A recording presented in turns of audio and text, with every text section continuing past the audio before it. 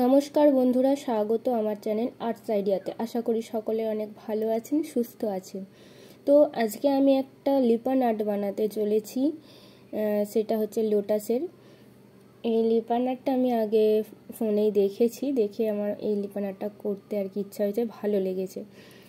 এটা দেখে আমার মনে হলো সোজা এবং অনেকটা সুন্দর, সেই কারণে আমি এটা করলাম, এই লিপান আর্টটা।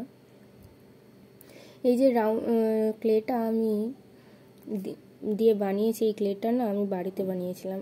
এবারে ক্লেটা এত পরিমাণে শক্ত হয়ে গেছে যে এই রাউন্ড শেপ দিতে প্রচুর টাইম লেগে গেছিলো, অসুবিধাও হচ্ছিল প্রচণ্ড, কারণ রাউন্ড হচ্ছিলই না।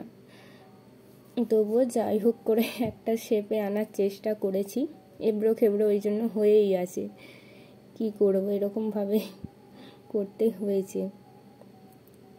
আগের বারে ক্লেটা বানিয়েছিলাম ঠিকঠাক হয়েছিল, এবারে ক্লেটা পুরো একদম বাজে হয়ে গেছে। হয়তো আমি যে আঠাটা ইউজ করেছি সেটা মানে একটু টাইট হয়ে গেছিলো, লিকুইড ভাবটা সেইটা ছিল না। একটা ফেভিকল আঠা ইউজ করেছিলাম, তো সেইটার লিকুইড ভাবটা চলে গেছিলো, আঠাটা একটু টাইট হয়ে গেছিলো, হয়তো সেই কারণেই হচ্ছে যে ক্লেটাও টাইট শক্ত হয়ে গেছে আমার মনে হচ্ছে আর কি। জানি না কি কারণ হয়েছে, কি কারণ হতে পারে এরকম হওয়ার। তোমরা এখন দেখে ভাবছো যে ও বোর্ডের ওখান থেকে রং নিয়ে আবার এতে কালার করছে। আসলে রংটা আমার ওখানে পড়ে গেছিলো, আর আমি যখনই ড্রয়িং করতে বসি না কেন আমার একটা করে কালারের শিশি উল্টাবেই। এটা আমার সাথে কেন হয় জানি না, প্রতিবারে একটা করে উল্টাবেই কালারের শিশি। কেন হয় ভগবান জানে। এবারে উল্টে গেছে সাদাটা, এরকম করে আগের বারে একটা সবুজ কালার উল্টে গেছিলো, তার আগের বারে হলুদ। সব সময় কোনো না কোনো একটা কালারের শিশি উল্টাবেই রং করার সময় আমার।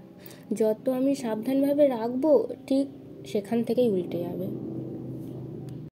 তাই আর কি আমি ওখান থেকেই কালারটা নিয়ে কালার করলাম। আসলে অনেকটা রং উল্টে গেছিলো, তো ওখান থেকে নিয়ে করে নিলাম। আমার মনে হয় একজন যারা আর কি ছবি আঁকে তারাই বুঝবে আর কি, যে একটুখানি রঙের মূল্য তাদের কাছে কতখানি। একটুখানি রঙও যদি নষ্ট হয় সেটাকেও ঠিক কাজে লাগিয়ে নেওয়ার মতো ক্ষমতা রাখে যারা ছবি আঁকে।